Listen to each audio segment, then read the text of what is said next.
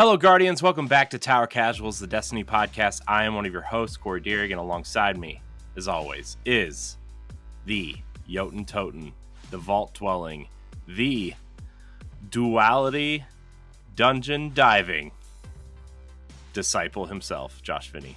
Oh, Corey.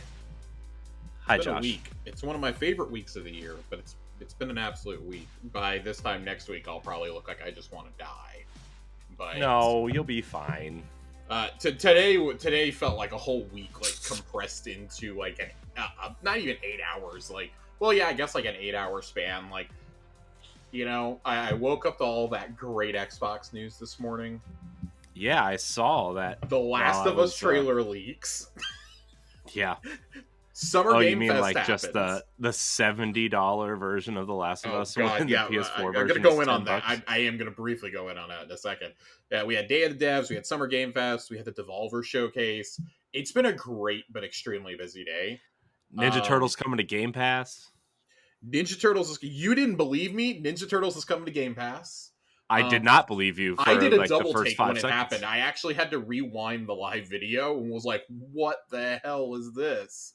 That just kind of got snuck on in there, and that is a game that comes out on the 16th. Mm-hmm. The 16th is quickly turning into a busy day. Yes, it is. You got that, you got Fall Guys, we've got Cuphead DLC at the end of the month, we've got the Outriders expansion at the end of the month. Ooh, Outriders, yeah! It's rapidly... You and Austin are the two people I know who are, like, all in on this, and I just don't know if Outriders. I can bring myself to pay for it. I love Outriders. I'm hoping for, like, a secret appearance of it on Sunday afternoon, because the first game came to Game Pass. I'm hoping they'll just be like, fuck it, we'll put the sequel on there, too. It's not a sequel, it's an expansion. Whatever, expansion, whatever. Listen, if Bungie can do it with Beyond Light... though. If they can do it with Beyond Light, then I feel like People Can Fly can do it with Outriders. It would get people back into that game. It's a $40 expansion too. Gross. Yeah, I mean that's par for the course with Destiny expansions. I feel, and World of Warcraft and things like that. I know. It's just sometimes when I see, $40. The sticker shock right now with how everything is. I was talking with our friend Austin about this earlier. We both just kind of came to the conclusion we haven't really bought a lot of games this year that aren't just straight up on Game Pass or on like the new PS Plus tiers that are coming out. That comes out Monday. Right. Yeah, I was laughing thinking about it. I was like, oh my God. Yeah, I mean, I've bought in a couple games that were on sale this year, but I haven't I don't think I've made a full $60 purchase this year. That all stemmed from our reactions to the leak of The Last of Us price. $70 for The Last of Us remake. I know, gross. I've got a problem with this, okay? I kind of went off on a rant when this got leaked by Jason Schreier last year. Bloomberg reported on this end of March, beginning of April last year, and everyone's like, oh, that's fake. That's not real. That's when we found out about how... No, because Sony Bend was supposedly working on it, and they didn't want to do it. It started out as an internal project from their support teams, and then it got moved to Bend, and then Naughty Dog was like, fuck no, Bend isn't taking this. We're taking it. Right. $70 for a remake of a game that's not even a decade old. This is not a Resident Evil 2 situation. This isn't even a Resident Evil 4 situation. This is a game that is... Because Resident Evil 4 will be old enough to vote by the time that it comes out. Mm-hmm, mm-hmm. It will be 18 next year when the remake comes out. And they're remaking the game. They're changing some story beats in that to make it more streamlined, everything else. This seems to look prettier, and I think it has Last of Us 2's combat, which from everything I hear is actually a really good change, because that was probably my biggest gripe about the original was the combat.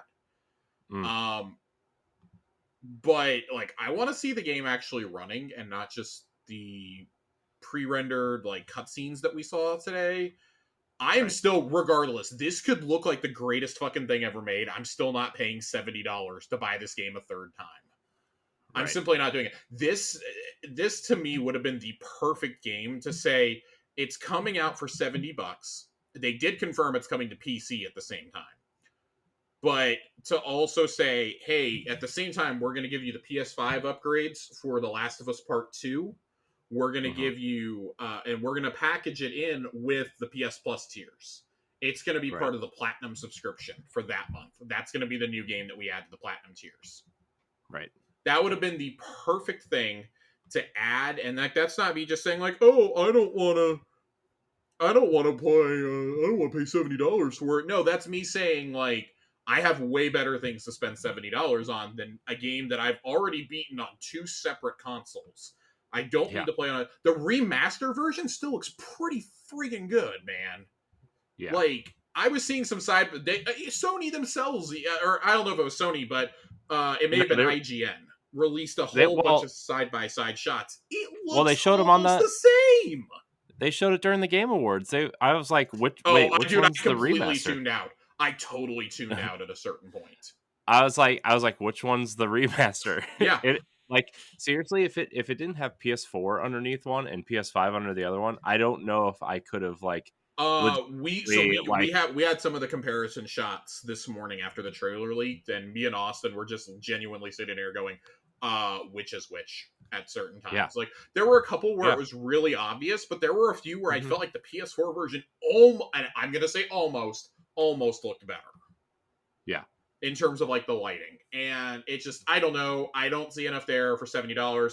I know that's a heretical statement. Our friend John is very excited for it. And you know what? Hey man, more power to you. I know he's excited. My buddy Aaron is excited for it.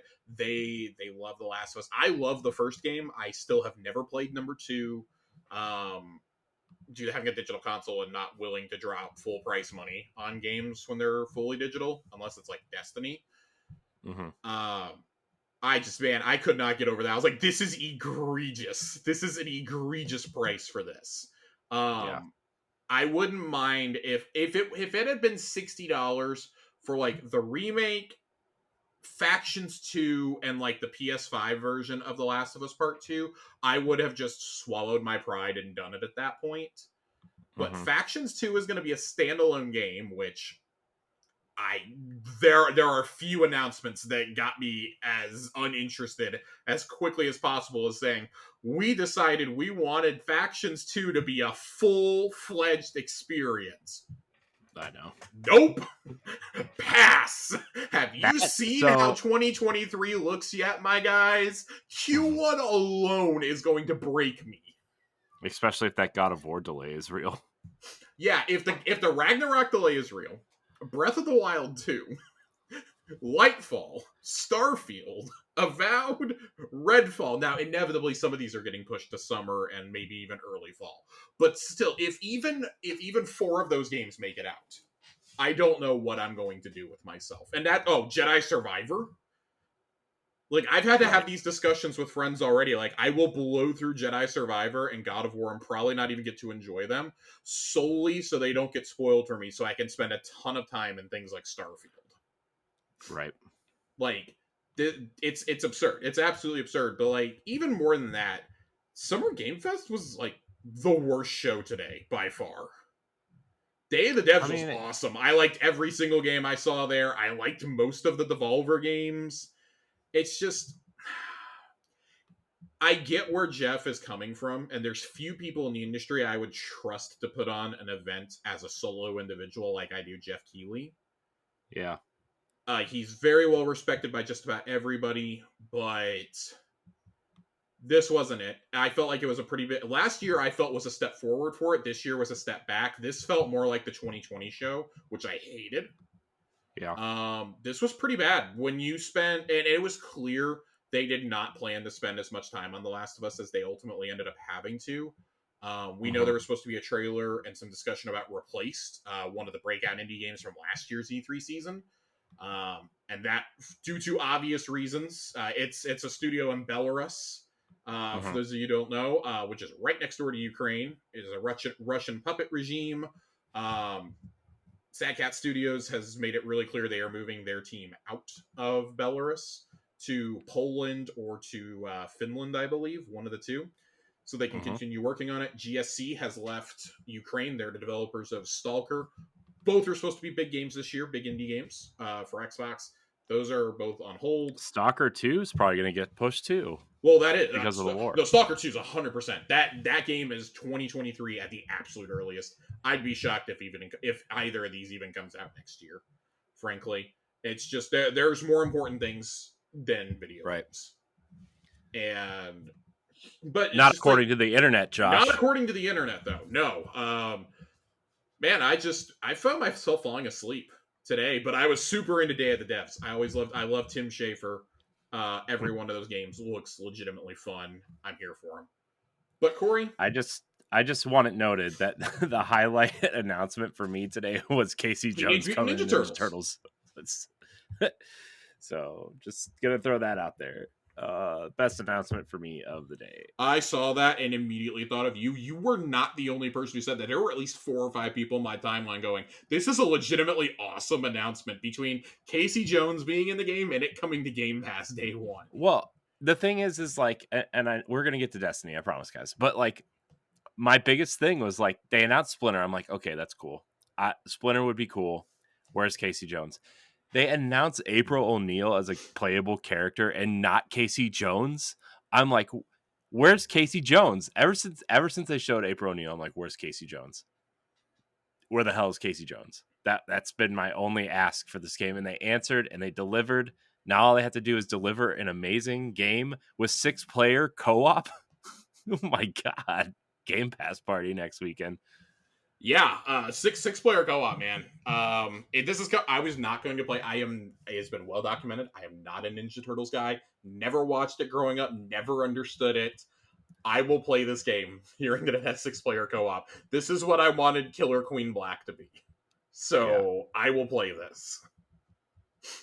But Corey, this is a Destiny show. We talk about Destiny here. We do. We have some destinying to get to.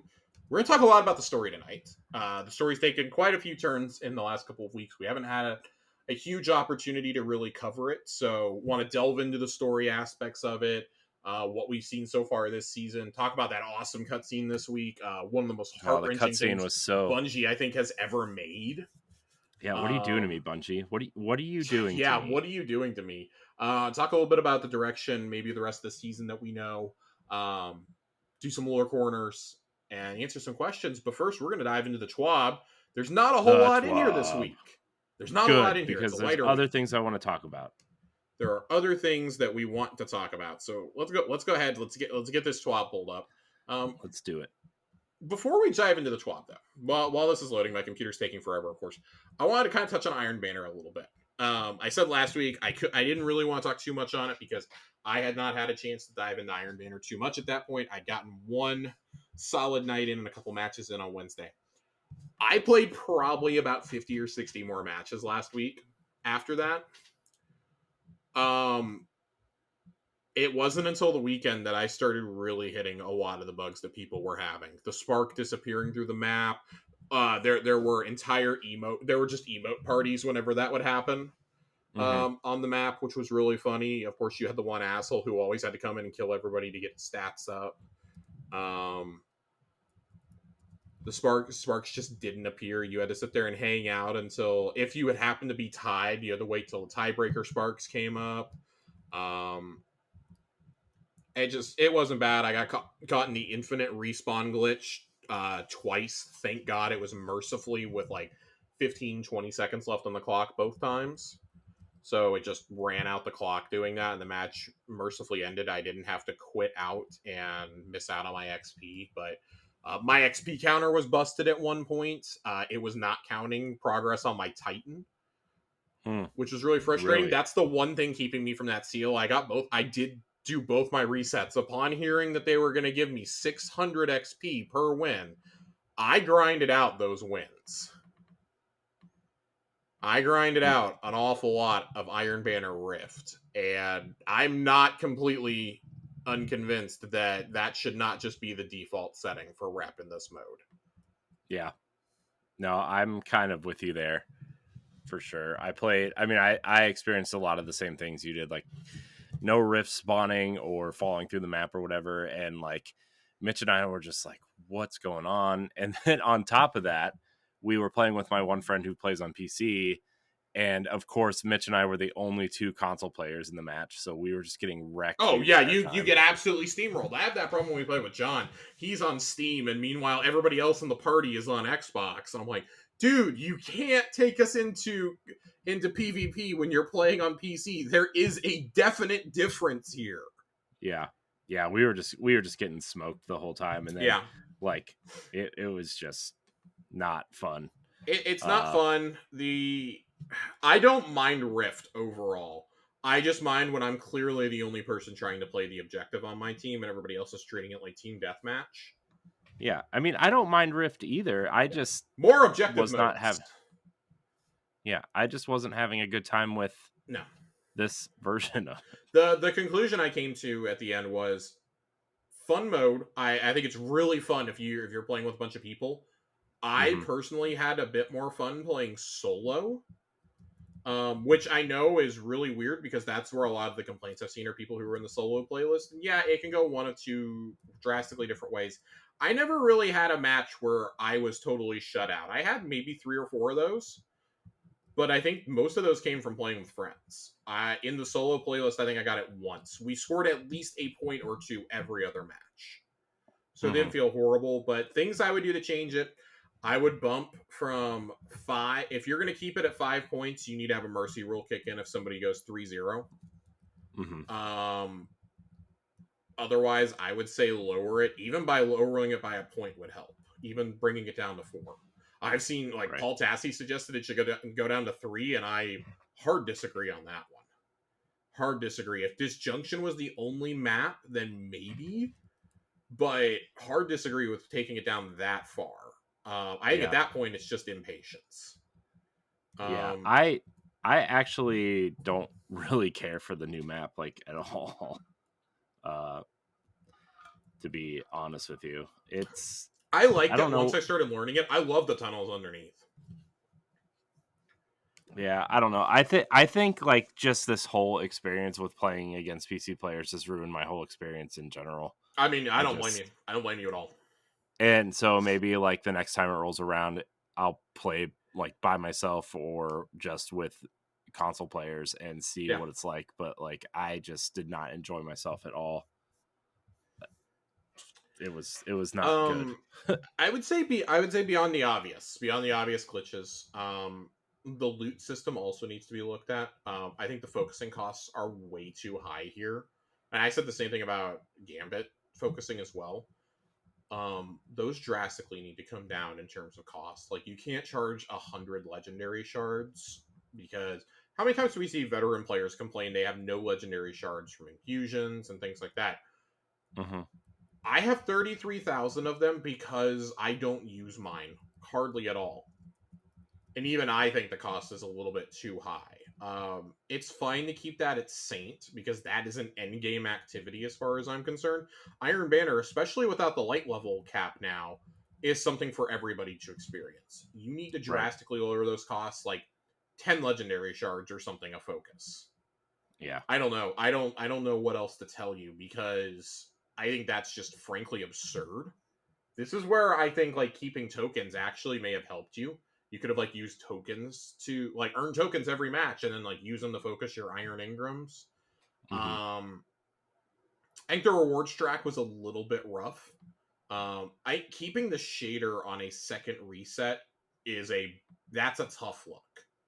That's a tough look. I think in any other season that would be pretty bad. It's bad here, but it was made less bad by getting the 600 XP per match if you had all 4 of your dailies done, you're wearing all your armor, your emblem, etc. That is going to be rough in a normal season, though. I think for an event that's only 2 weeks. God forbid you're out of town one of those weeks. What the hell are you supposed to do? Keep the. I actually think. Go ahead. I actually think I'm going to be out of town the second week it's around. Now that I'm thinking about it. Yeah, I think you are. Actually, we were just talking about that before the show. I think you are. Yeah. That's for me. That's a tough look. Not oh my god, the shader is incredible. But if you're only going to make it obtainable that way, you need to then make it obtainable through the kiosk, like you have previous ornaments from the playlist weapons. You're going to have to make that available in the kiosk at some point. Right. Because I think that's just ridiculous to lock something like you look at the other Pinnacle activities or the other playlist activities, and you get it at rank 6. You're getting it after like 4 or 5 strikes, 4 or 5 Crucible matches. You're getting it right there. Right. And I think that's just frankly ludicrous. Like that. This is, and don't get me wrong, I love that the initial rewards track is all weapons. Right. I like that, but I really think it should be. For, like when you hit level 4, boom, here's your, or level 3, whatever I guess it's level 4. Here's your first new weapon. Level 7, here's your shader. Level 10, here's your second new weapon. I don't know. And I mean, I guess it's there to keep the incentive going. I imagine that resetting your rank twice is going to be one of the guildable triumphs every season, but man, if it's something like Rift, GG's guys, have fun doing that. I'm not doing 2 resets for this game mode ever again. Right. I will do it if it's Control, if it's Momentum, if it's Mayhem. I will probably play plenty of Crucible then. I cannot possibly see myself doing it for Rift ever again like that. Maybe 1 reset you'll get out of me, because I got to 1 pretty organically this time. I'm not pushing for 2 resets. If I can't be bothered to do 2 resets for Gambit over the course of an entire season, I'm sure as hell not going to do it for Iron Banner. Right. For 2 weeks. Right. Because that is, let me tell you something, ladies and gentlemen, that is all I played last week. I did the story mission, and then I did nothing. And I mean nothing but Iron Banner the rest of the week. I did not touch any other activity. I did not run the dungeon like I wanted to. I didn't get into a raid like I was going to try to. All I did was Iron Banner. For the days I was free. Last weekend was fairly busy, but all day Sunday and Monday, I just grinded on Iron Banner, and it was just an awful experience by the end of the day. By Monday night, I was done. Yeah. I almost wish this would have been like a Trials Labs, Iron Banner Labs situation, and just let Control be the regular one. You know? I mean, I just think the mode needed to be tested in regular playlists before you threw it in here. What was wrong with having another season of Crucible Control, or having Iron Banner Control for another season, or, hey, putting this into Labs last season so you could work the kinks out and then say, hey, based on the feedback we've gotten, we've been able to fix some things up, we will fix some spawning issues, etc.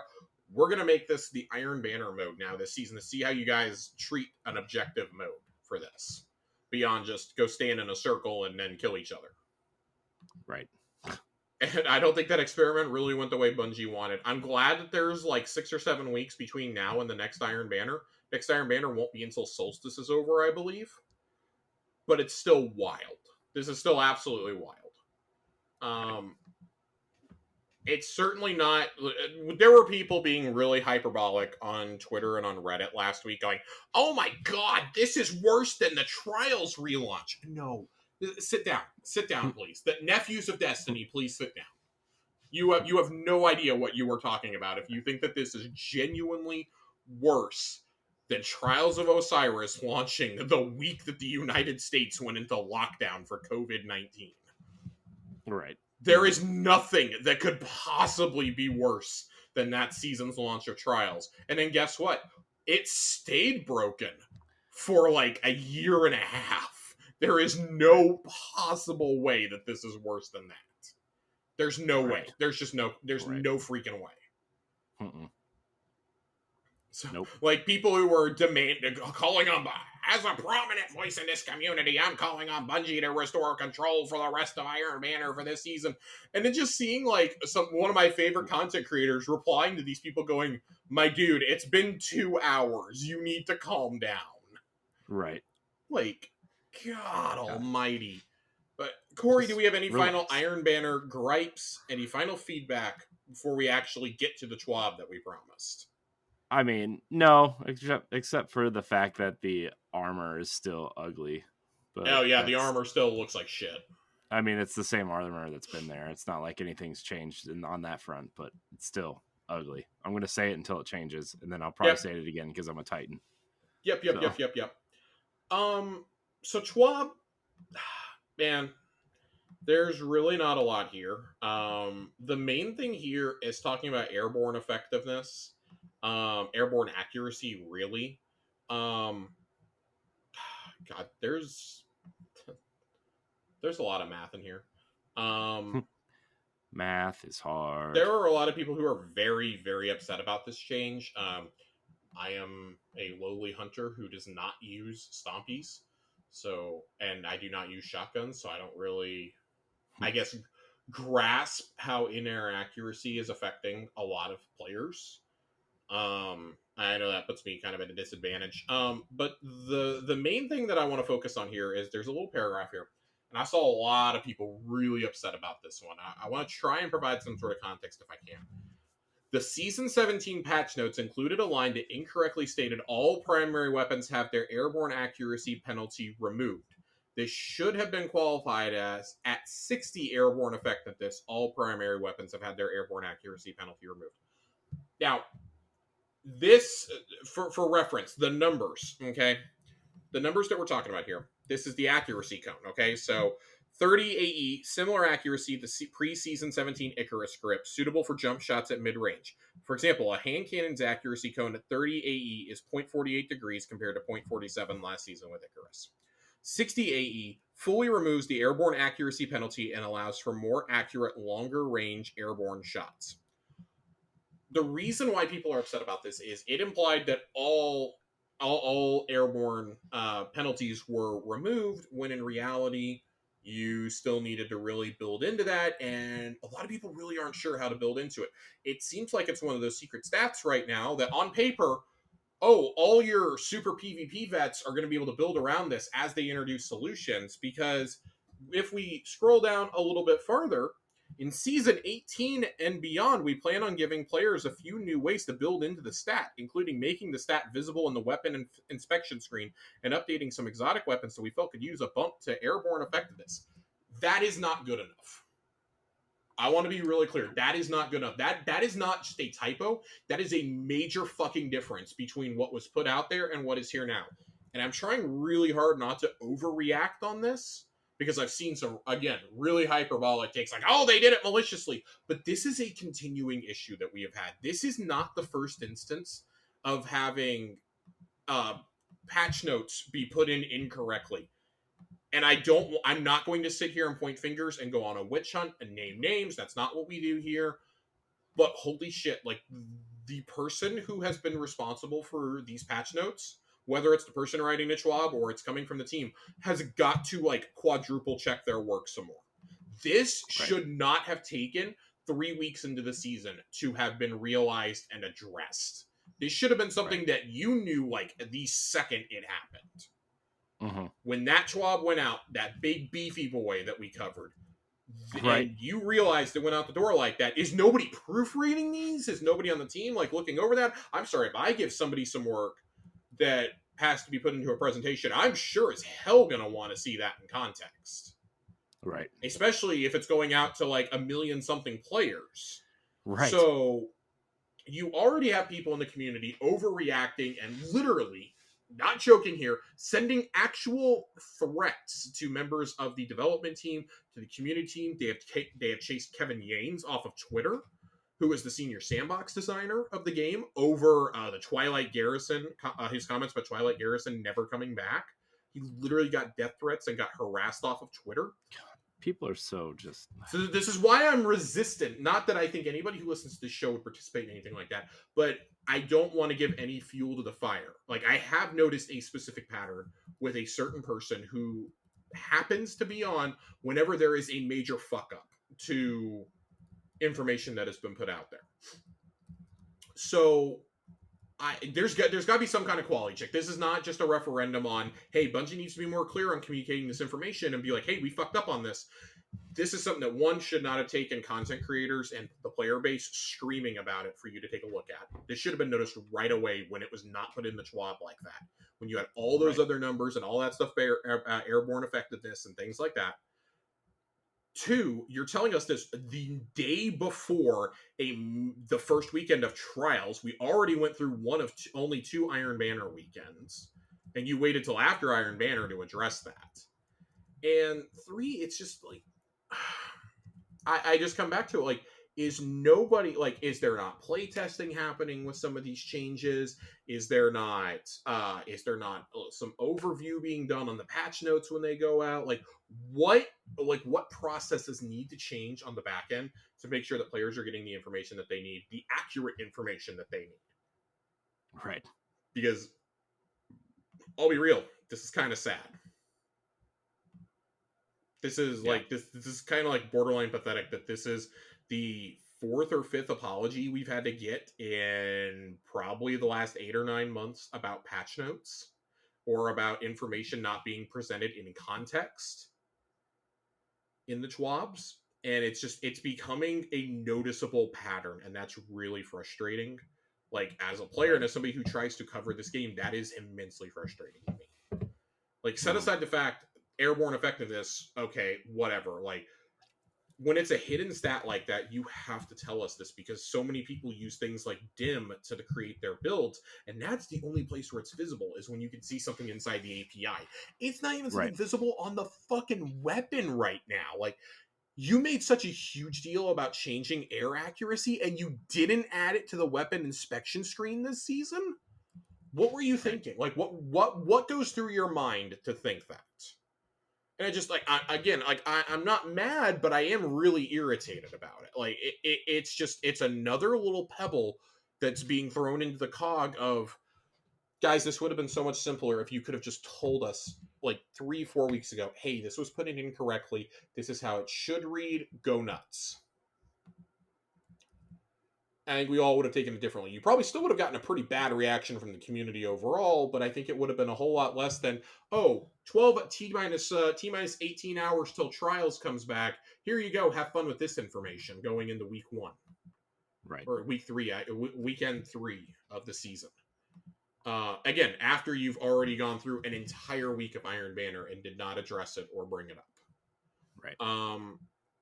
What else is coming next down here? Again, like, air accuracy. If you need more explanations on terminology or on the math, it's in there. Feel free to go read it yourself. We have a small mid-season weapon balance shipping with Solstice, which will include buffs to weapon subfamilies that have been languishing for a while, a fix for certain special weapons not getting enough ammo per special brick for 1 defeat in PvP, and tuning for oppressive exotic weapons. Beyond that, we're wrapping up production on Season 18 weapons and matching balance update, which will be of a standard appropriate size. No novels this time. Some highlights will include revisiting some weapon subfamilies, legendary perk, and exotic weapon tuning, and adding intrinsic anti-champion functionality to several exotic weapons. Sadly, this means that champions are not going anywhere, and my day is ruined. I completely missed this sentence. I mean, yep, my day is ruined. My hopes of champions being sunset, it has been dashed. Sorry, Josh. Champions are forever. Champions are love. Champions are life. I just, Corey, anything else on the messaging blunder here, on airborne effectiveness? I mean, it's just it's an unforced error. Here, I get that there's a lot of cogs in this wheel, right? There's the design team, there's the testing team, there's the social team, there's you know, this information probably passes through a few people at least before it gets to this TWAB, right? But like,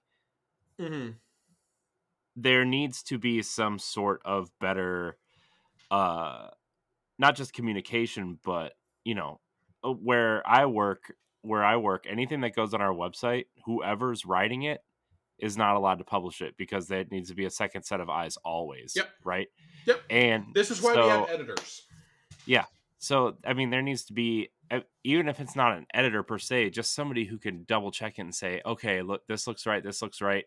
Even if you have someone from the design team or the sandbox team up there and to double check and say, hey, TWAB's going out today.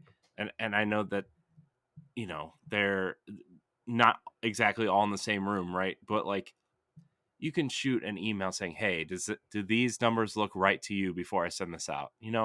Something like that. Yeah. And even if the TWAB is like, I don't know, a half hour late or something, it's this stuff's important to players. And if you're going to miscommunicate it, like, it's good. Look at what happens when they do communicate. Look at the backlash. I mean, Oh This yeah, is no. just This week's been a prime example in that. yeah.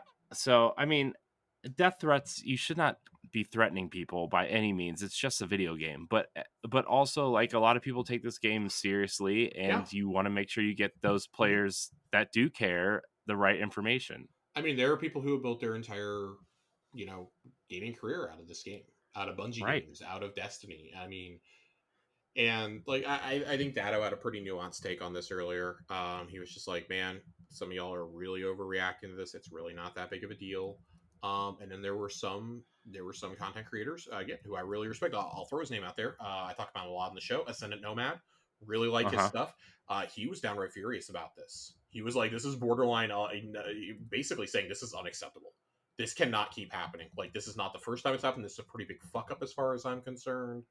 Um, like I, I there mean there it's was there was it's some outcry over earlier in the week over the description of what the hunter exotic was supposed to do was also different. That was another thing that was screwed up in that same thing. So like there were multiple things wrong in that same gigantic blog or in yeah. explanations of what exotics are supposed to do and whatnot. It's just I mean that's a bigger issue. Like yeah, just getting the what the function of the piece does is a huge blunder. yeah, yeah, I mean, like percentages and like number things are one thing, but if you get the what the function of the thing do, because like this came out, this came out what like a week or two before the season. yeah, People are already starting to pre-build around yep, this thing yep. that you've announced, and they're taking those stats that you communicated into consideration and starting to build and starting to prep.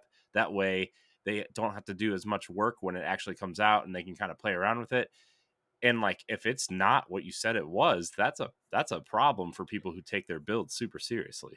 Yeah, people who take this super seriously, people who like again, we just went through a week of Iron Banner. We're about to go into a weekend of our first weekend of trials. Like Yeah. there are people already spinning up comp. Like this matters to those people. This matters to people who are chasing Unbroken, who have a Hmm. shot at getting the Unbroken seal, who are chasing Iron Lord, who are chasing Flawless. Like this matters to those people. This matters to them, and Yeah. that's an issue. But keeping the discussion on some PvP. Trials is back this weekend. Yay! I'm ready to go Yay, suffer for trials. that monkey armor. I Um, will actually suffer for some of this armor. This I'm armor very is excited so for the cool armor looking. and for the two new weapons. I want to see how the Burden of Guilt fusion goes, but I'm really excited for that Forgiveness sidearm. Yeah.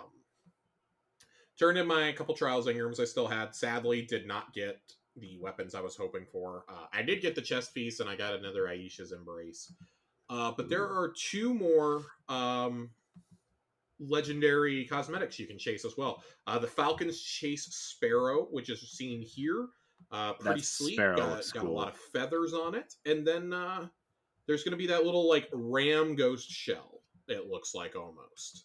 Yeah. Um, Excited for that. You can't really get a super good look at it here. It is, however, in the API already, so you can go take a look at it in game in collections if you want to. They both look pretty sleek, so I'm excited for it. It's Elim, like always, so excited to do that. Um, the final Solar 3.0 aspects are out in game. Go grab those. I was one of the ones who was glitched. I was finally able to get my last two. I was not missing four. I was only missing two, apparently. Um, so very excited. Here's some quick numbers for those who are interested. 1.6 million players completed at least one nightmare containment during the event. Um, Guardians averaged 13.8 containments per character.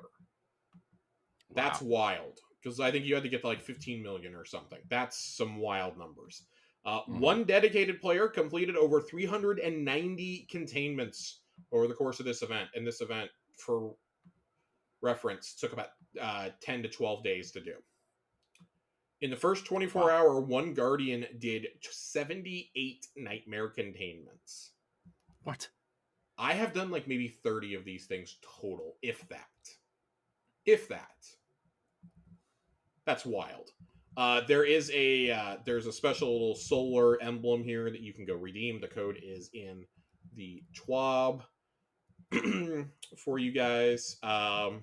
And kind of the last thing that we're gonna talk about right here. Very excited about this. There are 3 new legendary cosmetics. If you've not been to the Eververse yet, they're only going to be available for silver this season. I believe they are 600 silver a piece. But each of these legendary class item ornaments, aside from looking cool, which they already do, interact specially with an exotic from each class. So the hunters have the cloak of Bacchus. It pairs with the Hunter Exotic helmet, the Mask of Bacchus, and it adds a stasis effect on the collar. I don't think that this is really a good representation of it right here, unfortunately, in the image. But a buddy of mine does use Mask of Bacchus a lot. I'm going to ask him if I give him $5, will he take a screenshot of how it looks in game for me? Mark of the Falling Star pairs with the Titan chest piece Curious of the Falling Star, adds an arc effect on the mark's trim. This thing looks awesome. It This absolutely cool. looks I will awesome. probably get this. It looks awesome when it's in use. It is, for some reason, it's not showing the arc trim here, which is really frustrating. And then the Bond of Battle Harmony adds an arc effect on the bottom of the Bond awning. This also looks really cool. Nerd bought it within like 10 minutes of the season starting, I think, and it just looked super dope. I like how both this and the Titan one look. I need to see how the Hunter one looks. I just don't wear Mask of Bacchus. The other two at least get used.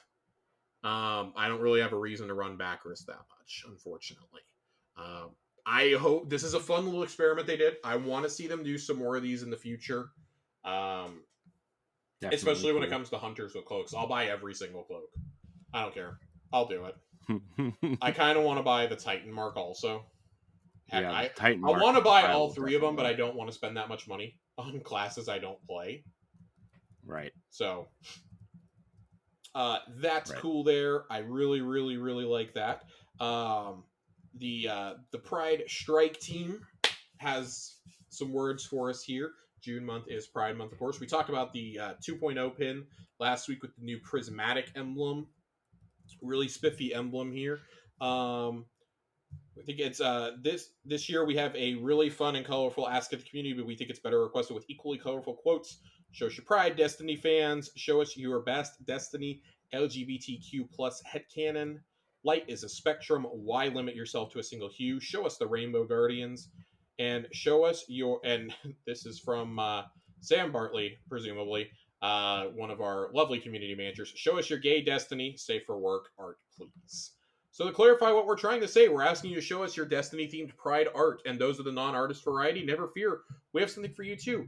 Introducing Destiny Pride Edition. Show us your favorite Destiny fashion while wearing your trans emblem or Pride emblem, and we will share our favorites. And if you're asking yourself, what do I get out of this? Well, a colorful sense of community and inclusion. Pride Month is incredibly important to us here, not just as Bungie employees, but also as people. Because of this, we have a few more celebrations on the horizon, so keep an eye on Bungie comms throughout the month of June to see what we've got cooking up next. I love this. I love this so much. Please, really cool. Please do this for other things throughout the year. I would really love to see a celebration like this during Black History Month. Mm-hmm. I think there's so many cool things you can do for different things that Bungie has already made emblems for. They've already made emblems for it. They already celebrate. Why not go crazy with it? I think there's plenty you can do here. Right. So hey, we all get to play. We all win. When we all get to see ourselves in game, we win. There's some things down here with upcoming known issue. Well, with known issues, there's a lot there. I'm gonna let you guys read that. And then when it gets down to art of the week, I don't usually call these out. I just encourage you guys to go watch them. There are 2 that I really, really love here. One is from username Gamma Trap, but cute. And it's the Warlock wearing the solar armor doing the snap with the Dawn Blade out. It looks really cool. I would love a print of this. I would frankly buy a print of this. And then it's cool looking. One of my all-time favorite art pieces that they've ever featured in here from Olak 3D. It's the Deep Crypt Spacewalk, and it was a commission they did for the Ugly Hipster, clearly of their fire team out there. This is so cool. I've wanted an art piece of the spacewalk. And again, if I could buy a commission of this, I would 100% buy it, frame it, put it up on my wall. 100%. Yeah. This is really cool. So as always, please go look at those. If you find a piece of art or something deserving of it, tag it with hashtag Destiny 2 art of the week, and movie of the week. But that's going to do it for a TWAB that is really short, but we kind of need to go into detail on a lot of things there. Corey? Yeah. Yes. Let's talk some story. Let's do it.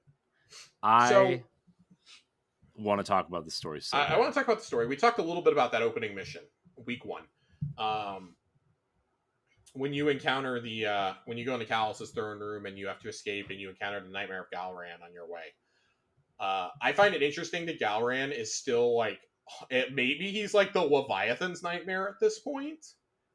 Because we get some interesting dialogue in this week's Sever quest if you find the Callus robot in it, where he basically says that him and the Leviathan are one and the same, that they've essentially fused at this point. Callus's essence is in the Leviathan. Leviathan is, as we know, a living vessel, and Callus has kind of found a way to fuse himself with it. That's distressing. At best, that's distressing. At worst, that's apocalyptic. Not don't great. Like this. No, don't like that.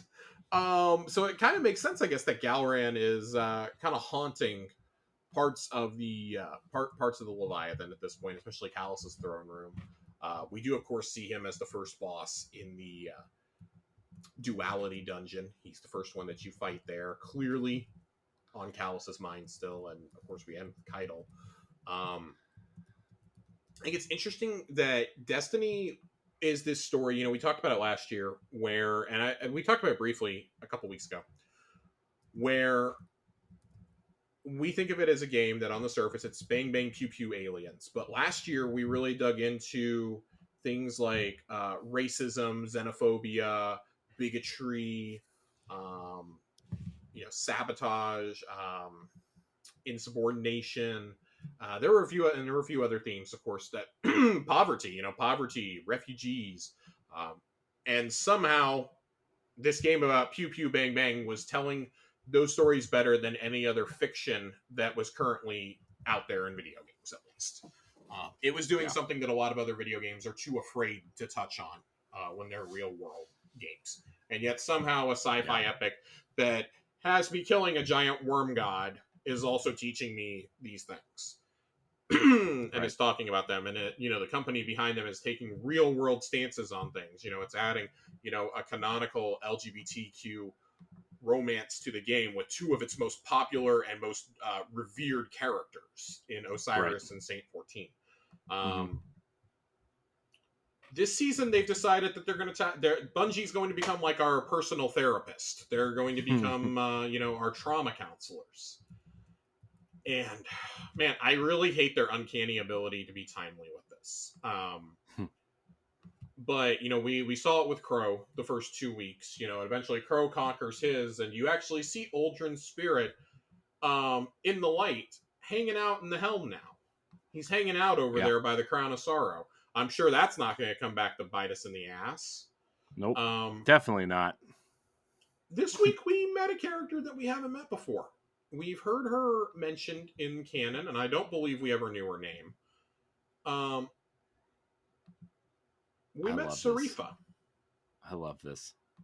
We met Sarifa so much. If you have not played this week's Crown of Sorrow missions, I implore you to pause the podcast. Please go play that, watch the cutscene, then come back, because we're about to full spoil this. We got another cutscene this week after completing the Sever mission. And what we're doing is we're aiding Commander Zavala this week, who is haunted by the memory of his wife.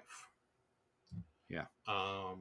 As the cutscene goes, for those of you who don't remember, or maybe you never knew, Zavala was Saladin's protege. That is something that goes back to the early days of Destiny 1. That was some of the earliest lore we got on the Tower guys, on Saladin and on Zavala and Shaxx. Is that Shaxx and Zavala were both proteges of Zavala, or of Saladin at one point, and they all kind of went their own ways. Which is why I was so excited when we got Saladin trying to apologize to Zavala last year.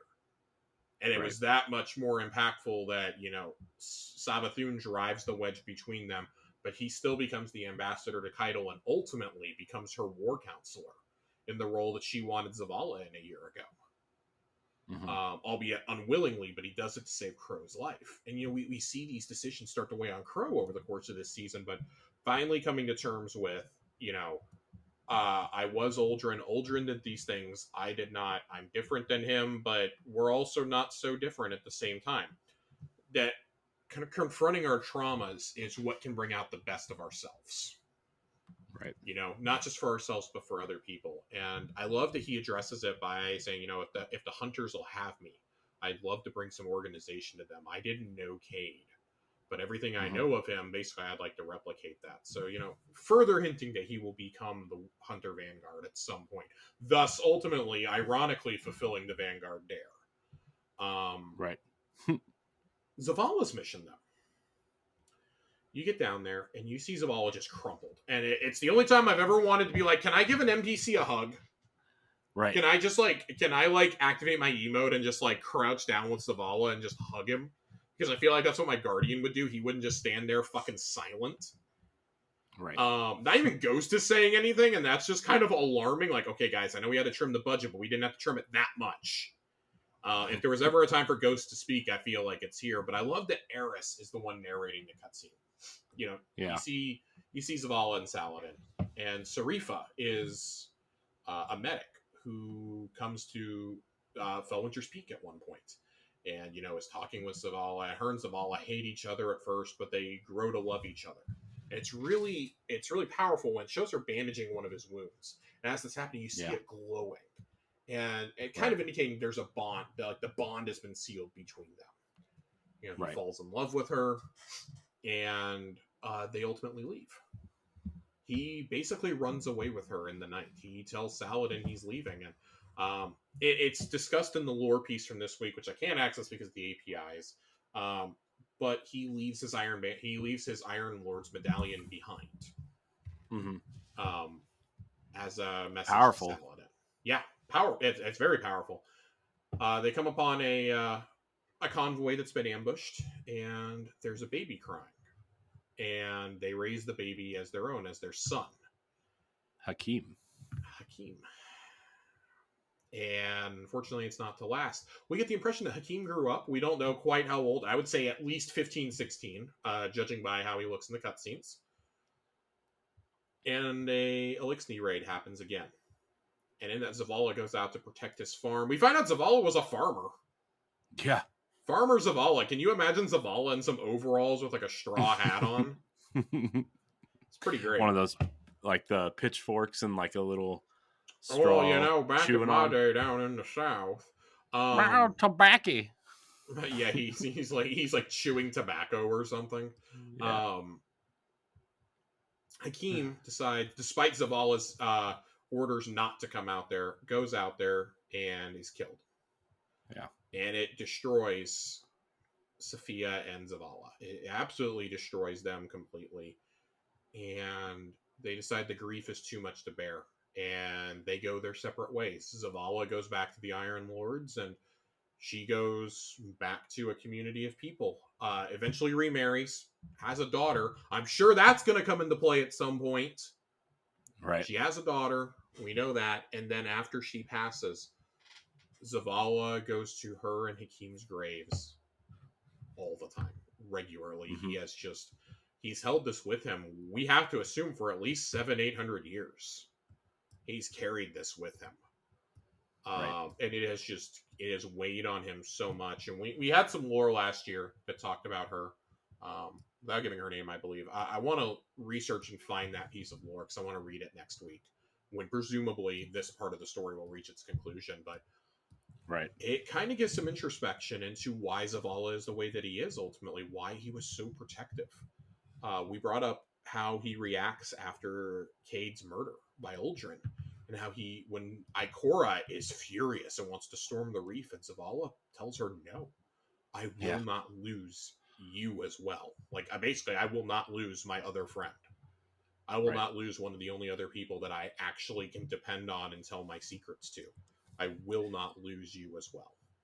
Yeah, I mean, looking at it from this light now, it almost, not that he was doing it, making it sound like this, but it almost sounds selfish in a way where like he's experienced Yeah. so much loss in his life that like he doesn't want to lose anyone else. And you look at that whole cutscene where Cade dies and she wants to storm the reef, and he says no. Like it's almost selfish for Yeah. him instead of protecting her in a way.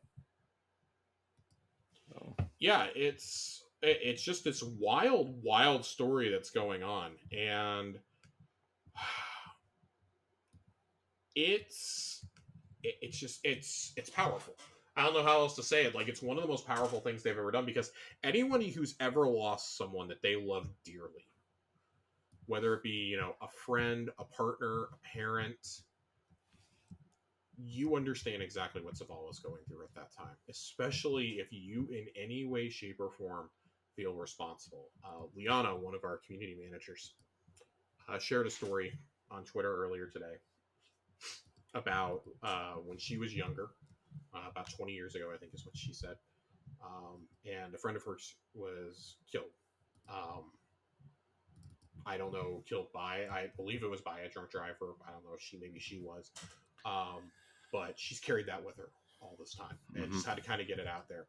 We saw it affecting Dylan, good old Damage. The man who was his best man at his wedding, who works at Bungie, has been in the hospital the last couple of weeks with a pretty life-threatening illness, pretty serious illness and ailment, and it's been weighing on him.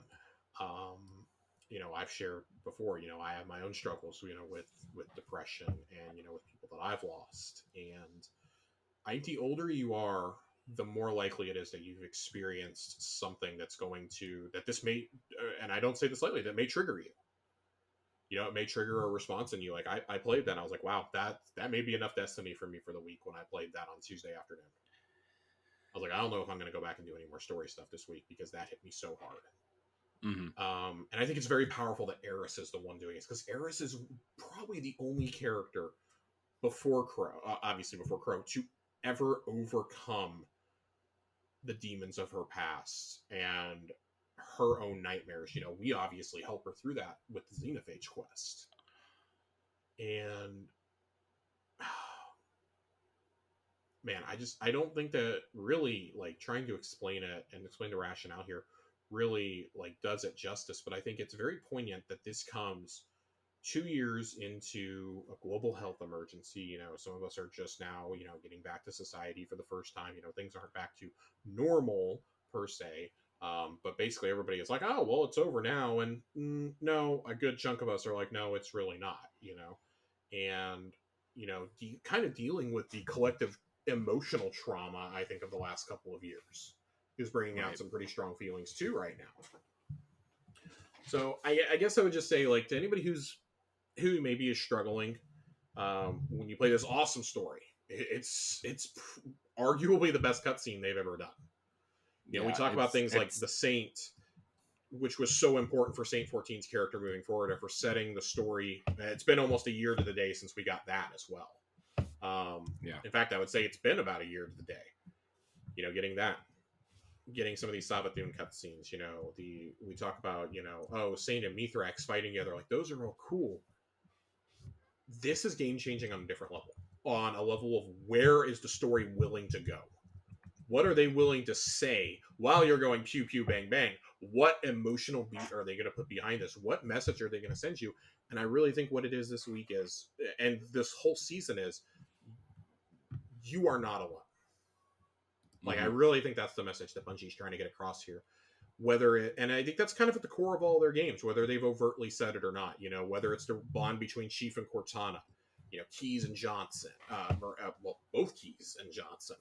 And then Destiny, with the loss of Cade, and, now with conquering traumas and nightmares and the things that keep us awake at night, so to speak, being forced to confront those things heads on. It really is like if Destiny was having group therapy in a lot of ways. Right. So I would encourage anybody who, feels like they have, some demons in their past, who have, thoughts to keep them awake at night, and I'm trying to figure out how to phrase this delicately, because I tend to talk about it a little bit cavalierly when it comes to my own life. I would encourage you to know a few things: that you are not alone. There are mental Mm-hmm. health resources that, keeping it in kind of the Destinyverse, there are mental health resources that Bungie has compiled. We talked about those a couple months ago. They are readily available on Bungie.net. And I would encourage you, like, it is not a weakness to seek therapy. It's Mm-hmm. not a weakness to seek help, to find a group that you can confide in, to find a therapist, to find a one-on-one therapist, to say, hey, I'm really struggling. I need some sort of medication to help me out here. There is no shame in any of that. No, there's really I not. felt a lot of shame for a long time. Yeah, And when I finally decided to straighten my life out, so to speak, and finally take care of myself and take care of my own mental health, I noticed changes. And it's still, it's up and down. Like I have great days, I have great weeks. This is a good week right now. I will inevitably crater out at some point in the next few weeks. So I can't see my therapist for a while. So I will probably crater out before I gradually come back up. And it's just like, just because you sought therapy or you sought help doesn't mean, and I think this is something that the game's trying to convey to you also, like, it doesn't mean that, oh, you're going to be 100% forever. It just means, okay, you conquered that. Now what's the next mountain we have to conquer? What's the next thing we have to conquer? And it's okay if you find yourself fighting. Like, if you find yourself with an internal conflict, that is okay. That does not make you weak. You did not regress. You did not give up. It just means you need a little bit of help. You need an extra push along the way. Mm-hmm. Yeah. So, yeah, also, like, not that I'm, like, a therapist or anything, but, like, my DMs are open, Yeah. they're open. If you feel like you need a community, like, where I'm here too, it's, Yeah.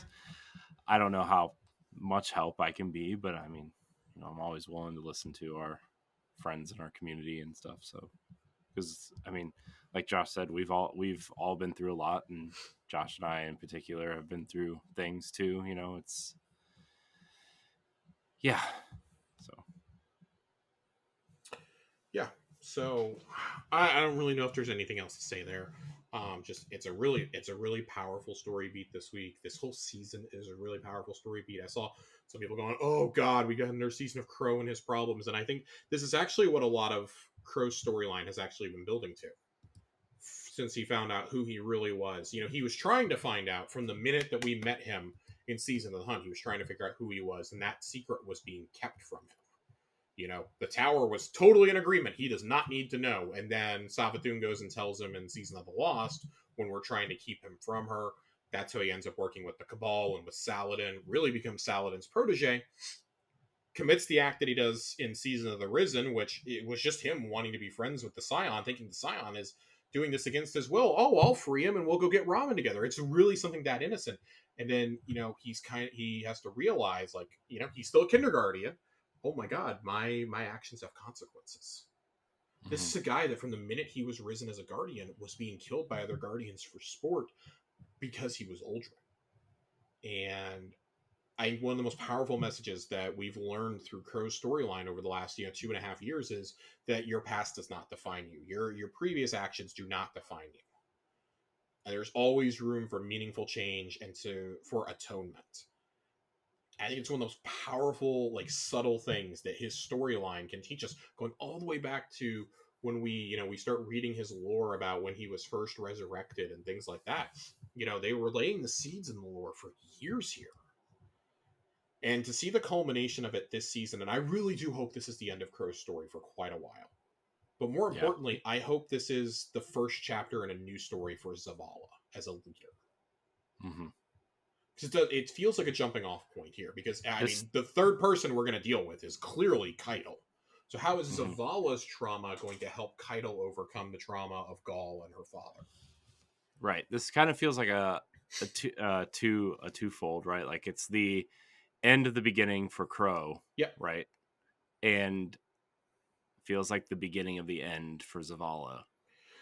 It does. I wouldn't be shocked if this is really the first step in the end of Zavala's storyline, which I don't think is coming to an end anytime soon. We just said, Crow's storyline has taken 2.5 years to unfold at this point, and that's just what we've seen on screen. That's not counting if you look at the entire story of Uldren dying And then coming Mhm. back, you read the lore pieces we were getting around the Dawning and things like that the year I mean, before. theoretically, I mean, you talk about Crow's story. It's been here since Vanilla Destiny 1, if you count Yeah, meeting Aldrin and his kind of, well, I don't like what you're doing here type thing. And then you go into the Taken King, right? And his ship explodes and you don't know where he's at. And then Forsaken comes around, right? Because he's hiding out on Mars with the right. Scorn. And I, I mean, this is a 8-9 year journey already with him. Yeah, So yeah. This has it's been cool a to see long that. journey, and like I think you had a really, not to cut you off. I think you had a really good point about Zavala. Like, is this the beginning of the end? And I think that's a really reasonable question for us to ask, because we were kind of wondering that about Eris. Like, well, Eris has conquered her demons. Surely her time is up now. That was the biggest story beat for Eris, was going to be getting over that and getting over the loss of the light. And we see that not only through her storyline, but the war we had with Crow last week about the Golden Gun and just how important that was. Like, that was the first. That's the first time that she's wielded the light since losing her ghost to Crota. And just like at what point do we see the Zavala story beat start to ramp up? And I gotta think it's Lightfall. I gotta think it's gonna be a little bit subtle. Like him and Keitel feel like they're gonna be our story vessels for the rest of the year. They obviously were huge in Risen. I think they're gonna continue being big the rest of this year before something earth shattering happens at the end of the year. I don't know that they'd be so bold to kill off Zavala, but I think nobody's off the table. Like, if they're going to bring in things like Zavala's wife and son, nothing's off limits for these people. So, with all that taken into consideration, let's go ahead and let's go to Lore Corner while we're still talking about people's traumas and things like that. I want to share two particular pieces this week. I was kind of trying to debate between three of them. But I think we're gonna take Eris's story and that's in the armor. We're gonna set that aside for just now. We're probably gonna have to circle back around to that later on in the season. What I want to read is the first one I want to do is Second Chance, the exotic for Titans this season. The little shields on your shoulders. I want to read that one. Um, Second Chance, do you deserve it? A high-pitched whistle echoed off the walls of Bannerfall as the shield soared through the air. It ricocheted off one broken pillar, then another, before Shax caught it in midair. He held it firm, its void light illuminating his armor. "So how is he?" asked the Crucible Handler. He threw the shield back the way it came, bouncing off a tree and then a crate until it landed in Saint 14's deft hands. "No change," Saint answered with a frustrated sigh. He hurled the shield forward, watching it rebound back to Shax, who caught and held it again. "Sometimes I..." Saint's voice trembled as he trailed off, and Shax lowered the shield to his side. "Yes? Sometimes I wonder if I deserve this," Saint continued. "I keep thinking back to the Elixni who cowered from me in fear, the monstrous things I did to their people. What if Osiris is being made to pay my debts?" Slowly, Shax lowered the edge of the shield to rest on the ground. "When I was a warlord," he said, his voice unusually quiet, "I inflicted immeasurable pain and suffering on both humans and Elixni. Now I train guardians for battle. Some might even call me a role model." It was Shax's turn to sigh, but they'd be wrong. He lifted the shield and gave it another toss. Saint caught the shield one-handed, then let its light fizzle out. "Are you telling me not to blame myself?" Shax shook his head. "I'm telling you that people don't always get what they deserve in life, us included." He formed his light into a new shield and sent it flying through the air. Shax has very quietly had some of the more poignant moments of the last few seasons. We talked about it last year with one of the legendary weapons from the Crucible, and it was him and Mithrax talking about the Battle of the Six Fronts, I believe, and Survivor's Epitaph. That's what it was. They're both talking about that, and you know, realizing that they both did horrible things during that battle. And Saint's been on this journey of self-discovery, like I said, ever since season Splicer. I think it's just, this is important to realize that like Shax may not get a ton of characterization in the actual game, but in the lore, he actually has a fairly powerful story here. Like, we always joke about, oh, the helmet stayed on, and he can recite Shakespeare and The Tempest and all that. Like, he's actually a really deep character when you get into it. Like, I want a season to focus on Shax so badly. If we're dealing with everybody's bullshit, we might as well get to his. Like, Right. I would really love to see, what is it that Shax is running from in his past? What made him so determined to train up the new lights to make sure that they didn't repeat the same thing and abuse their light for bad? I'd love to get some perspective from Shax's ghost eventually. And then we see that Saint is still beating himself up over things that he did, back before he left for Mercury. And that he thinks that what happened to Osiris is all his fault. And of course, we know that it's not Saint's fault, not even remotely. But that he's never forgiven himself for what happened. That most of the time that he's been back, Osiris wasn't actually Osiris. He's had precious little time with the person who's dearest to him in the whole world. And so I do hope that we eventually get some more of Osiris, that he comes out of the coma. I suspect that is something that happens with Lightfall. I don't know if this is necessarily too deep. It's just, that there's enough regret to go around, I think. That, you don't always get what you deserve in life, whether that's your punishments or your just desserts. You don't always get what it is that you deserve. And I think that's something that resonates with all of us, right? Why do bad things happen to good people? That's essentially the question being asked here.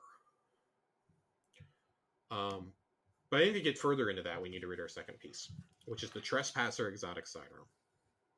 The Trespasser. It kills me to say it, but I really am impressed, the voice says, an echo reverberating from the past. Ikora does her best to keep focused, to push past a breath of resurging anguish. But a nightmare like this refuses to be so easily ignored. It stands at her side, wearing her friend's face, horn and all, the ribboned edges of its cloak swaying beside the hand cannon holstered at its hip. It speaks with his voice, but its words are false and dripping with poison. She forces herself forward, climbing the steps to the Leviathan's entrance. Walking in uninvited is usually my whole thing, it continues as it floats beside her. Unless you started taking after me. You are nothing more than a memory, Ikora replies without looking at it. You are not him. Can't argue with that logic, it says, flashing a smile. After all, he's dead. Ikora flinches as the nightmare circles around, hovering just over her shoulder. Thanks to Zavala, you, and most of all, thanks to Uldren Sov. Ikora's brow furrows and she clenches her fists, continuing her ascent. He shot me with my own gun, the nightmare presses. Do you remember that? Ikora picks up the pace. Still, the nightmare follows. I mean, you must, right? It asks. What was it you promised to do? Mount his head on his precious throne? That was some real big talk, Ikora. But instead of doing that, you welcome that scumbag to the tower with open arms. So I'm thinking, either your memories are a little mixed up, or maybe you really have forgotten what that murderer did to me. Crow is not Uldren, Ikora seethes. Nightmare smirks. Right. Just like I'm not Cade. Ikora spins on her heel, chest heaving, void light flaring in her fists and deep within her eyes, but there is nothing behind her. Only the emptiness of space. Ikora. Eris's voice crackles over the comms. Perhaps it would be best for you to return. Ikora breathes deeply, palms flat at her sides. She gives the Leviathan's doors one long final look before turning back. I find it very interesting that Ikora's nightmare takes the place of Cade. Or plays the part of Cade. Yeah. She still feels guilt over it years later. I mean, canonically in universe, it's been, 3.5, almost 4 years? She still feels responsible for this. For whatever reason, she's still beating herself up over it. It was her best friend. Her best friend died. Right. Yeah. And it's the same thing like with Zavala's wife. Like, it wasn't his fault at all, but he still holds himself responsible for not protecting her and Hakim. Ikora still feels the same, I think, for not reining in Cade when she could have tried to. You were never going to contain Cade. But I think more than anything, this just kind of emphasizes like how unfortunate it is that we don't have the old campaigns anymore. Because somebody coming into this game for the first time, like with the Witch Queen, or that's just playing New Light, is going to be like, Right. well, what the heck? Like, why is this Cade guy so important? You know, and there's a reason why they're not having this play out on screen. Although I think that would have been very powerful to have the nightmare of Cade. And I'm not entirely convinced that Cade's nightmare won't show up in game. Yeah. I think that's just too prime of an opportunity there, whether to torment Ikora or even to torment the Guardian. Right. Because honestly, that's what I think. I think that's what the Guardian's nightmare would have taken place of. Like, of course, you know, we fought the nightmare of Gaul and of Crota and the Gate Lord and things like that in the Shadowkeep campaign. We've technically banished our nightmares, but I always felt that would be one of the ones that would take that place for us, especially because Shadowkeep happens a year after Cade's death. Right. I'm still surprised that it doesn't. I think now it would take the shape of, you know, if the Guardian had to go through them again, it would be Cade. It would be probably Uldren to some degree. Osiris.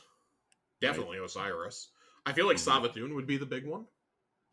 Or it'd be a big one right there alongside Gaul. Like, you know, maybe that's like your unholy trinity right there. Right. But Oryx, maybe? Who?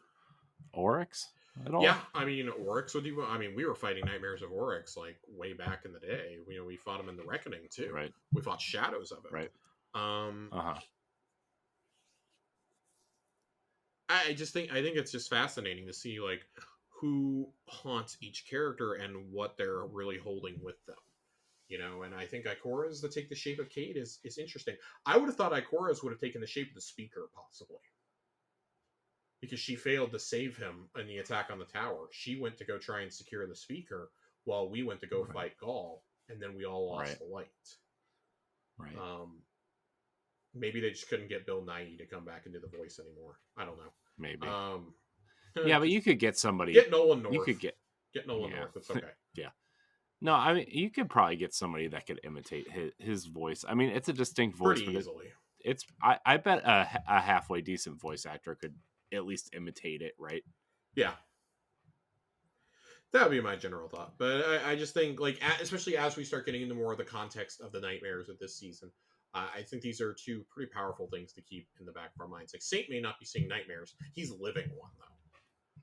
You know, Osiris is still comatose after several months, after he spent all that time looking for the real Osiris and, you know, found out that his best friend and his lover had been impersonated by a hive queen for the entire year. That's pretty alarming. Yeah, he really didn't get much time with Osiris before Osiris went hunting for the pyramids. Right. So, with that being said, though, we're going to read we have 2 questions tonight. We're going to do our questions before we get on out of here. Let's do it.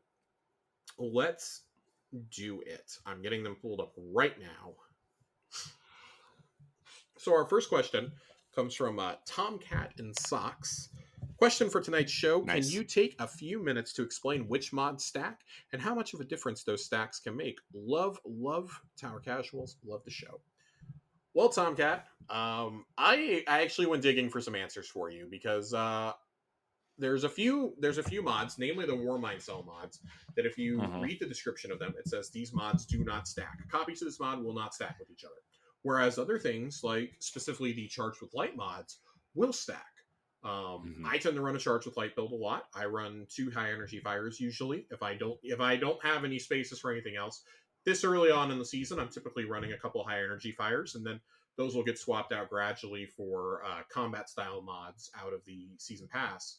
But when it comes to normal everyday mods, like your ammo finders, your targeters, your loaders, your holsters, etc., Bungie has stated in the past that when you run those, you can run copies. You can run 2 of the same kind, but the second mod will have 50% less effectiveness than the first one. So the first one, you're getting the first version of the mod, you're getting the full kind. If you copy that mod and run a second one, you will get it with reduced effectiveness. I do not believe, and somebody correct me if I'm wrong, we may have to get John on here for a mod check at some point, but if you're running combat style mods such as high energy fire, stacks on stacks, elemental well mods, etc., I do not believe those are reduced in their effectiveness. I believe it is just the like the ammo perks, the targeters, things like that, or unless it specifically says it in the description. There are sometimes ones in the artifact mod that will say it, and there are some, and of course all the Warmind Cell ones say that because Warmind Cells were so overpowered.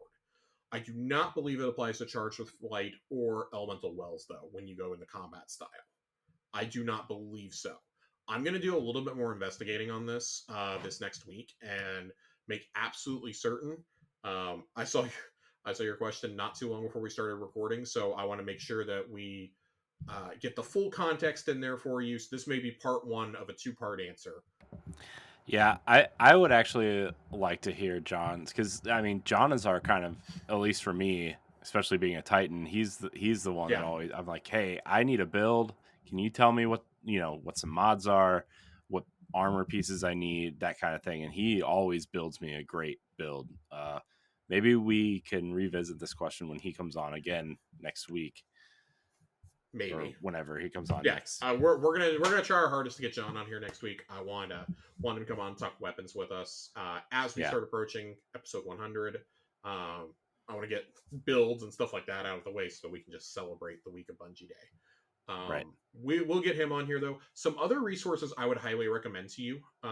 They're ones that we've repeated a bunch of times on the show, but there's a couple streamers I really, really like who are great for build crafting, especially when it comes to PvP. For PvE stuff, I turn to Datto a lot. Datto and Astacross, Fallout plays, I turn to them a lot. Fallout is definitely more of a PvP guy.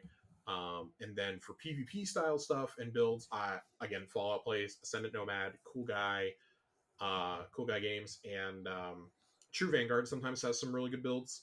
He just mainly, absolutely demolishes other teams.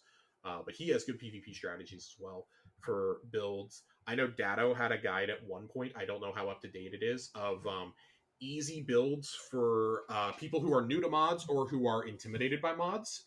I would really recommend trying to find that video. I did find that to be a good resource. He goes over a lot of terminology and some basic builds. And I think, especially now with the stasis armor, it is with the stasis armor, with aspects, with everything else, like build crafting is so important. Like you almost have to use dim or like use, multiple screens and like sheets to figure out what you're doing. Even I find myself having to back in and out of menus all the time, trying to build, okay, well, here's what I'm gonna do for my solar set. What about void? What about stasis? I'm getting to a point where I almost need to have armor set up and set aside for each of those classes to be able to just swap into. Right. I'm getting very close to a point where I'm going to have to do that most likely. And it's not even like about, switching up from PvE to PvP, which that's a whole nother conversation. It's mainly just, okay, well, different aspects do different things. Different fragments do different things in my builds. Like, I may have plus 10 recovery here, but I'll plus 10 resilience in my solar build. Well, that's a problem. And then, I'm building everything around the artifact. What happens when the artifact is gone? I'm really going to feel not having that solar and void resistance. Right. Next season. Like, having both those in one neat little thing is fantastic. I love it. So yeah, part one of a two-part answer. We're gonna get John on here for a definitive answer at some point. If I can't get him on next week, then I will have an answer for you. Yes. Question number 2. As always, question of the week coming in from Andre. Andre, no video this week. He just did so good last week. He couldn't bear to do this any better. Tonight's question is: at what moment did you guys know you were hooked on Destiny 1 or 2? Was there a certain mission, cutscene, etc.? Corey, I'll let you take this one first. So I played Destiny 1 from the very beginning, right? Beta, alpha, PS4, and I played through the main campaign of 1. I didn't love it, which I'm sure a lot of people were kind of on that train. I know people stuck with it, but like I really didn't start getting into Destiny like we are now until I would say a little bit after House of Wolves came out. Yeah. And my friend, fun. This actually isn't my first Destiny podcast. Josh remembers Weekly Strike Yeah. when I used to do that with my friend Brian, and Old DNA. yeah, oh my gosh, that channel it still exists. If you want to not seek it out, that'd be great. No, it was fun. But and I think the moment I fell in love with Destiny is when we were doing the Taken King campaign, and they were Yeah. talking about the raids, and they were talking about, I went through Vault of Glass for the first time with them. I went through this, the chase for the moments of triumph before Taken King came out. Oh my god. Dude, doing Skolas was a Oh god, whole dude, Skolas. experience.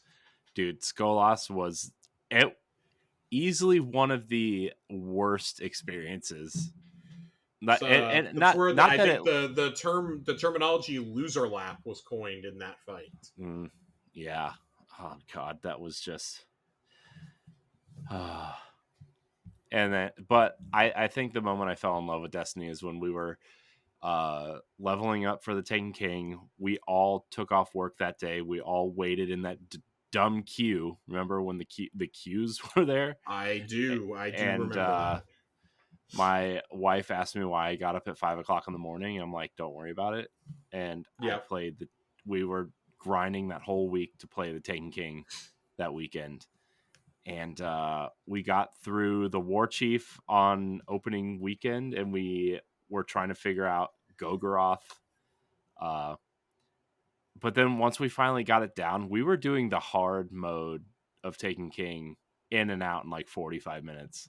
Like we literally had it down to a science. It was so I guess the moment I fell in love with Destiny was like Taken King, having that raid team, having the kind of, okay, Wednesday nights raid night, Yeah. weekend is competitive, or like, hey, we want to do the raid on our second or third character. Let's go, let's do it. But then we just got to the point where we were raiding on all three characters on Wednesday night and completing it in like 2.5 hours. Yeah, for sure. So I guess, and I mean, I love Destiny more now because I think the story has gotten better and more. There's more to it now than it was then, right? Like I love where Zavala's story is going. I love where Saladin's going. I love the evolution of Aldrin and Crow. Savathun is the right now, but like it was different then, and it was the way I loved Destiny back then is different than the way I love Destiny now. But I can definitely point to the Taken King as like, this is where I fell in love with Destiny. Yeah, I think that for me, I've had a very tumultuous relationship with Destiny over the years. Um, I remember playing the beta for the first time and exclaiming when I walked out of the wall for the first time and found the Fallen Walker event, going, I love this game. Declaring like, this is what I wanted. This is the natural evolution of where Halo would have gone next with the gameplay and the gunplay. It was already top notch from the very beginning. Until they changed that opening mission when the game launched and the Fallen Walker wasn't there. And the Fallen Walker was not there. That event was not there. You walked out and it was empty, right? You shot like 5 dregs and a I was Vandal. I was fairly disappointed. For me, like, I mean, I guess I could point to Vault of Glass because unlike Corey, I did Vault within about a week and a half of it coming out. And Vault is still one of the coolest things I've ever done. Largely did it blind. Had a group that had done it a few times. They had run it 2 or 3 times already. Found them on back when we used to have to use an LFG site. Oh God, remember those things? That was running it.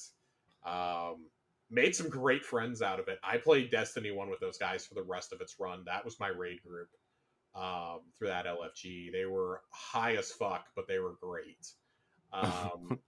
Shout out to G4 Mod and Lord Scrap. You guys were awesome. They're still on my friends list to this day. Lord Scrap, and their buddy Morningwood was there. That was great too. Yeah.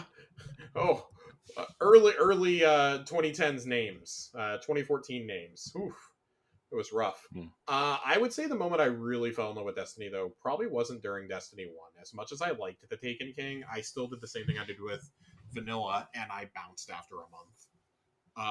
For me, it really took until Destiny 2 for me to go, all right, I'm here, I'm not leaving. And it wasn't even Cade Six's death. I would say it was seeing the Taken meatball for the first time that eats Ultron. Is Oh the yeah, moment I God. think I fell in love with Destiny for good, because I was like, this is just so ridiculously absurd that I'm here for it. This makes no sense. I don't know what this is. It just says it's the voice of Riven, but that is a meatball, my friends. That is a meatball with tentacles. Yeah, Little did I know I would see this thing repeatedly for the next 4 years. yeah. I allude to it all the time. Corey and I talked about it a lot. How we became friends during the Taken King, and I truly did love the Taken King. I think the Dreadnought is still one of the coolest spaces ever made. Hmm. But just Destiny didn't have the cadence of updates to keep me in, and I really do credit Right, the season passes with why I've stuck around with Destiny for as long as I have. Not just right. getting now I'm getting an ongoing story, but I was getting new loot every couple months. I was getting missions to do. After I was down real bad after Vanilla D2, and especially after Curse of Osiris, I was like, "Oh man, this is just Hmm. so bad." I Yeah. played a lot of Warmind that summer, doing Moments of Triumph with my buddies, and yeah. But I mean, when I saw that trailer at E3 summer 2017, 2018, I guess it was 2018, E3 2018. Um, it was during the Sony conference when I saw Hmm. Cade's death, and I was like, "What the fuck have I been missing?" Because I hadn't dipped my feet into Warmind just yet. Warmind had come out maybe a week, maybe 2 weeks beforehand, and they Hmm. laid the seeds in that for this, with the Ultron lore that you would find. I was just like, "Oh Yeah, my god, there's no way they're actually gonna kill Cade. They're gonna pull a fast one on yeah, us." yeah. Remember that whole thing? The whole thing was like, did they really kill Cade? And we were Yeah, like, the whole speculation was like, this is just some sort of like it's vision a or marketing nightmare. stunt. Yeah, or like some sort of like vision or something that somebody has, and you have to prevent it or something, Yeah. right? And no, Well, and then there was they that speculation after we saw the Vidoc and we saw what they were planning for seasons and stuff, for Shadowkeep with the seasons, and one of them was like, save a hero in time or something, and we were all like, "Oh my god, we're gonna prevent Cade's death! We're gonna break the curse of the Dreaming City! Oh, this is gonna be so cool!" And then, what the fuck is Saint 14 doing here? Why are we saving right, Saint? We can go save Cade. And it was like, and right, like they kind of addressed that. They're like, "No, you can't. You'll screw up the timeline." Like, right. oh no! But we Now I've, already I've screwed it I've up. accepted it now, because I would not be back in Destiny if it was not for Cade's death. And I think that's the same for a lot of the player base. That was the Yeah, moment that kind of like rallied the community. Here's the one NPC we had a connection with, and they just offed him. They just straight up right. offed him. Yeah. Oh I man, mean, looking back at it now, though, that was probably like one of the best things they probably could have done to it's help the us build it's the best relationships. decision they've ever made in franchise history. Yeah. I mean, Was we all killing hated it at Cade. first, but like, It hurt. Oh, it still hurts. It still yeah, hurts thinking about it. yeah, But especially if you play as a hunter, right? Because like that oh was, yeah, I mean, I was a Titan. I didn't really care. Like, I mean, I liked Cade, especially like the Taken King storyline and stuff was cool, but like, I didn't have that relationship with Cade that a lot of, especially people who play as hunters do, right? Like, well, I mean, you look at the collective trauma of the hunters, right? We lost Cade. Eris doesn't have her light. Anna doesn't want to be the Vanguard. mhm, She's too busy hanging out with her robot sister now, and we just kind of left that plot line hanging out there and trying to right, save her laptop. Like, right, man, we're down bad over here, okay? And then, oh, we finally get a guy who's worthy of being the Vanguard, and it's fucking Uldren. Shahan. Fucking Shahan. Yeah, Aztecross shows up to save us. And then we get Uldren on top of that. And it's just like, God damn it. This is not what I meant when I said I wanted a new Vanguard. Shiro Forest just chilling there at Fellwinter's Peak, man. He's been hanging out for like 5 years waiting for a phone call. Because nobody's called Somebody's him, gonna nobody's watch over called the Iron Temple, Ephrodite. man. Nobody's called him or Ephrodite. Like, come on, guys. This is so easy. Yeah, where is Ephrodite, by the way? Do You we know what? know? We might have to do like unsolved mysteries one week when we have a really slow TWAB or something. I might have to Yeah. do like towards the end of the season. I might have to do like unsolved questions of lore and Right. just baselessly speculate on where some of these characters are. Yeah. So, Corey, just get us out of here. I'm upset now. I'm upset. It's no longer a good memory. Get me out of here. All right. I want to thank everybody for listening to this episode of Tower Casuals. Remember, if you listen on iTunes or Spotify, leave us a 5-star rating or review. Maybe we'll read some of them over episode 100, Josh. It's just a mere, Yeah. 4 weeks away? 4 episodes. This is episode 96. Episode 100 will happen on July the 7th on Bungie Day. We will be recording. Maybe we'll do a live episode. I am trying to get some of our friends together, trying to get the LFG together for Yeah. a star-studded affair, you could say. Yeah. Try and get some of the old crew that we haven't seen here in a little while together. But please give us some of your favorite memories of Destiny over the years, all the way from the announcement. God, I mean, I could probably talk back to when we had the first concept art leak out back in like 2012. Yeah, The rumors of it, the Easter egg in ODST, you right. know. The walker on the walker in the snow with the vandal walking next to it. The E3 demo that famously did not work, and they actually had to play it live. Yeah. That, God, just some of the stories around there. Like, send us some of your favorite Destiny and Bungie memories. We'll read some of them on air for episode 1. Who am I kidding? We'll read all of them for episode 100. Yeah. Maybe we'll do a live show that day. Like maybe we'll get the old Twitch account re-rolling and do a live show.